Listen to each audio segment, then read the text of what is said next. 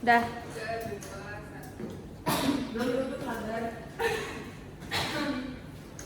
Ini ulang dari awal angkat, lakat atau langsung ngomong? Langsung ngomong aja.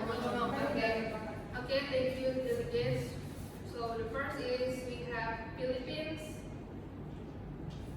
Delegates of Philippines, time is yours. Delegate of Philippines wants to present a topic of faces frequent and intense heat waves due to climate change with a speaking time of 2 minutes. Okay, thank you Delegate of Philippines.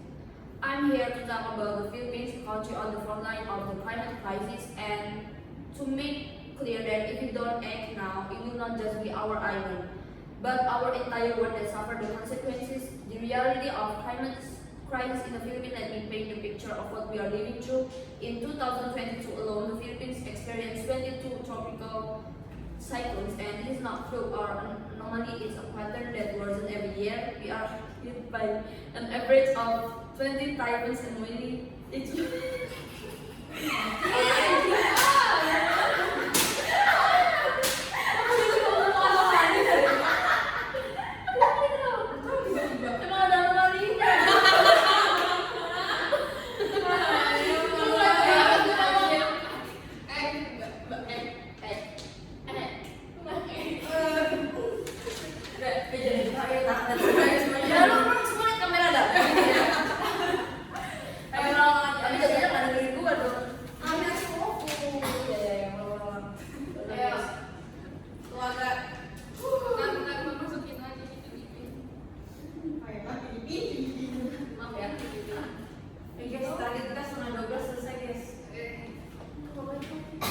Okay, let's go. 3, 2, 1.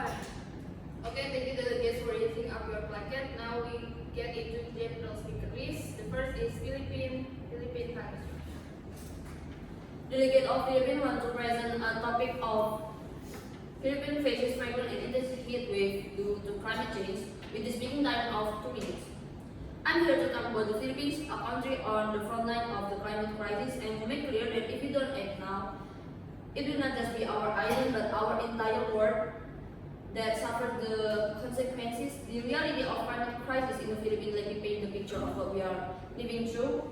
In 2022 alone, the Philippines experienced 22 tropical cyclones, and this is not a fluke or an anomaly, it's a pattern that worsens every year. We are hit by an average of 20 typhoons annually, each one stronger and more devastating than the last. The country has already recorded temperature as high as 52 Celsius in certain areas, leading to drought that kill crops, harm livestock, and leave millions without sufficient food or water. According to the World Bank, by 2040, temperatures are projected to rise up by up to 1.3 Celsius to 1.7 Celsius in the Philippines. That might sound small, but for us it means the difference between life and death for entire communities. This isn't just the Philippines problem, this is a global crisis right now. We have two options.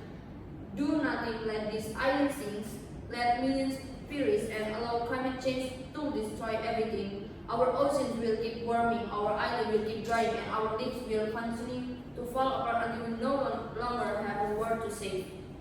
Today, I call on each of you not to look away. Do not ignore our cries for help. The Philippines has contributed less than 0.47 of global carbon emissions, yet we are suffering disproportionately. It is time for countries responsible for most of these emissions to take responsibility and act now to prevent this impending catastrophe. If we fail here, we fail humanity. So I ask you, will you let us drown?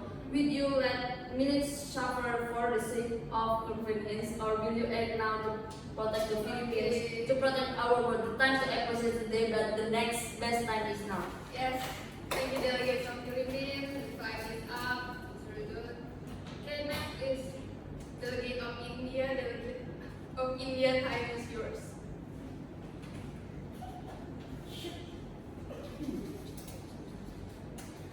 Okay. The Tunggu.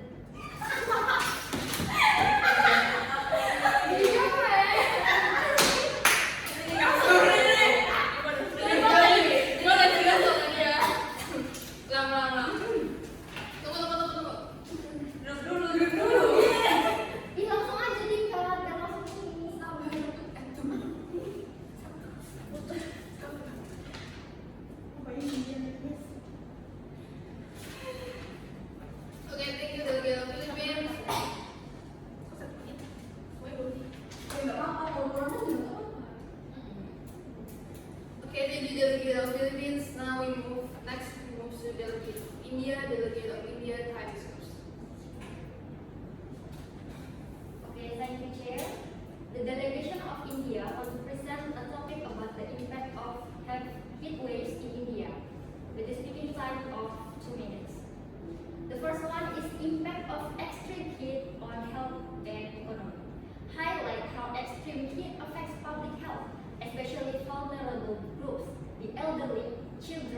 outdoor workers. Mention the economic strain on healthcare systems and reduce labor productivity. Number 2 is India's national initiative. Briefly outline India's initiative, like the National Action Plan on Climate Change or NAPCC and heat action plans in cities like Ahmedabad, focusing on preparedness and early warnings. Emphasize efforts to expand renewable energy and improve green infrastructure to combat urban heat. Number 3, need for international cooperation. Stress the importance of sharing technology and best practice for heat management and adaptation.